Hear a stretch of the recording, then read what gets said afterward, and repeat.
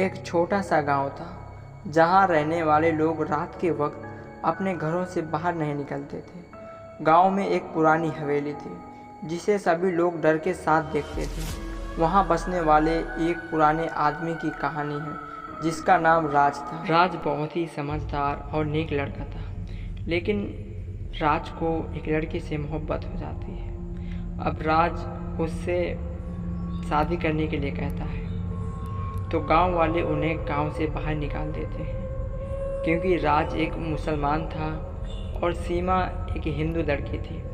इसलिए उन्हें रहने के लिए कोई उचित स्थान नहीं मिला, जिसके कारण वह एक पुरानी हवेली में जाकर रहने लगे। वह हवेली देखने में बहुत ही ज़्यादा डरावनी थी और वहाँ पर सोने लगते।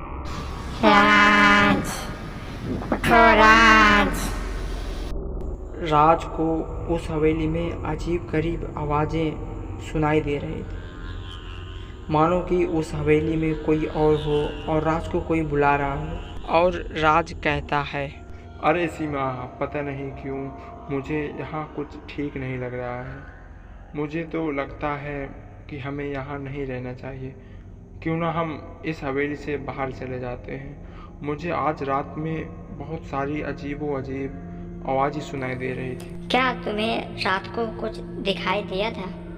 शायद अंधेरे में तुमने कुछ भी सुन लिया। और मुझे तो लगता है जिन लोगों ने हमें गांव से बाहर निकाला था वही लोग हमें डराने का प्रयास कर रहे हैं। और तुम भी सो जाओ यार।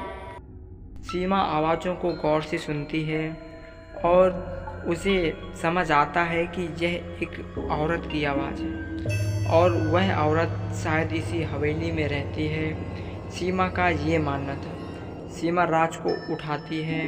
राज और सीमा दोनों उसी तरफ जाते हैं जिस तरफ आवाज़ आ रही थी।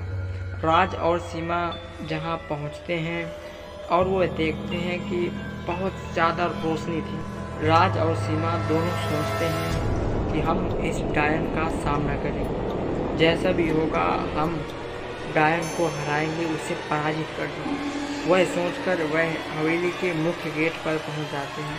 मुख्य द्वार पर पहुंचते ही सीधे उनकी नज़र चुड़ैल पर जाती है, जो कि दिखने में बहुत ही खतरनाक थी। और वह कहती है, आओ मुझसे लड़ो। और राज और उस चुड़ैल के बीच युद्ध होता है। यह युद्ध देखकर गांव वाले भी डर जाते हैं, सहम जाते हैं, क्योंकि उन्होंने सिर्फ महल के बारे में सुना था कि यहाँ चुड़ैल रहती है, उन्होंने कभी देखा नहीं था। और ये अपनी आँखों से देख रहे थे कि सीमा और चुड़ैल के बीच जो भयंकर युद्ध हो रहा था, उन्हें वह देखकर बहुत ही अत्यधिक क्रोध आ रहा था। इतने में चुड़ैल बहुत गुस्सा होती है और वो अपनी बहुत सारी शक्तियों का इस्तेमाल करती है। लेकिन राज भी बहुत ही बहादुर बच्चा था और राज पूरी तरीके से चुड़ैल की शक्तियों का सामना करता है और वह चुड़ैल को पराजित करने में सफल होते हैं। और राज भी बहुत शक्तियों वाला था।